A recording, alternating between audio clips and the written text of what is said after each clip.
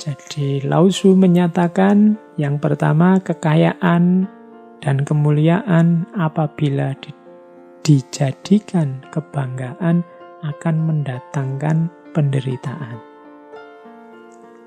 Jadi kekayaan itu hasil kerja kita, kemuliaan itu posisi kita di tengah masyarakat karena perilaku kita. Kekayaan sifatnya materi, kemuliaan sifatnya non-materi. Cuma ini kalau kita jadikan dasar identitas kita yang kita banggakan, akhirnya hanya akan melahirkan penderitaan. Kita akan susah karena itu. Jadi jangan terikat, jangan melekat dengan kekayaan dan kemuliaan. Kita akan kecewa.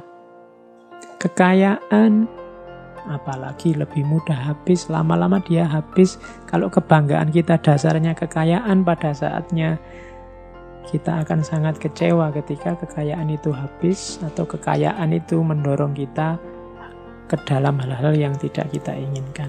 Kemuliaan juga begitu. Kemuliaan itu sangat tipis, bahkan kemuliaan itu kan posisi kita di tengah masyarakat. Dan masyarakat itu bisa mudah sekali mencabut kemuliaan yang kita sandang dalam persepsi mereka.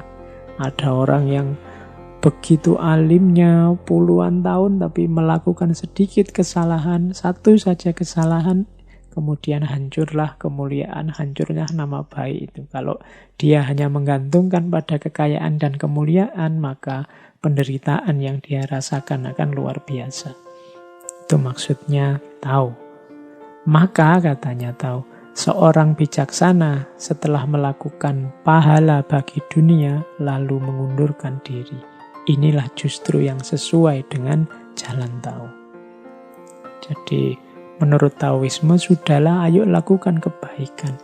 Ayo melakukan hal-hal yang bermanfaat di dunia ini. Setelah itu tidak usah menuntut apa-apa, tidak usah membanggakan apa-apa. Inilah jalan tahu dan inilah yang aman. Kalau kita tidak menginginkan apa-apa, ya tidak akan dikecewakan oleh apa-apa. Bagaikan alam yang menciptakan segala benda dan isinya, tetapi tidak menganggap sebagai miliknya. Jadi belajarlah dari alam. Alam itu memberikan banyak untuk kita, berkontribusi, memberi manfaat besar untuk hidup kita, tapi alam tidak pernah merasa bahwa karya itu, produk itu adalah haknya. Nah, jadi alam akhirnya lebih stabil, lebih harmoni. Jadi lakukan kebaikan, lakukan kebijaksanaan, lakukan banyak hal yang bermanfaat untuk dunia. Setelah itu tidak usah dihitung, mundurlah. Maka penderitaan tidak akan datang. Bekerja tetapi tidak membanggakan kepandaiannya. Berjasa tetapi tidak mengakui pahalanya. Oleh karena tidak mempunyai apa-apa, maka dia tidak pernah kehilangan apa-apa. Penderitaan lahir karena kita merasa tidak meraih sesuatu atau kehilangan sesuatu. Tapi kalau kita tidak ingin apa-apa dan kita tidak merasa punya apa-apa, ya kita tidak akan kehilangan apa-apa. Maka penderitaan juga tidak akan hadir dalam hidup kita. Ini perspektifnya Taoisme.